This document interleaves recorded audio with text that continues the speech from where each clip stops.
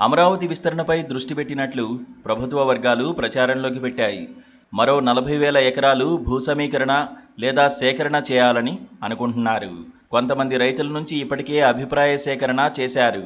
మొత్తం 11 గ్రామాల పరిధిలో ఈ భూసేకరణ లేదా సమీకరణ ఉండే ఛాన్స్ ఉంది. రైతులు ఇస్తారా లేదా అన్న విషయాలను పక్కన పెడితే అసలు అంత తొందర ఎందుకన్న ప్రశ్న ప్రధానంగా వస్తోంది. అమరావతి ఇంకా రీస్టార్ట్ కాలేదు. అభివృద్ధి చూపించిన తర్వాత కదా అసలు ప్రణాళికలు వేయాల్సింది, వాటిని ప్రజల ముందు పెట్టాల్సింది. అయితే ఈ సమాచారం బయటకొచ్చిన తర్వాత రైతుల్లో తీవ్ర వ్యతిరేకత కనిపించింది. ఎందుకంటే ముందుగా సమీకరించిన భూముల్లో చేస్తానన్న అభివృద్ధి చేయాలి కదా.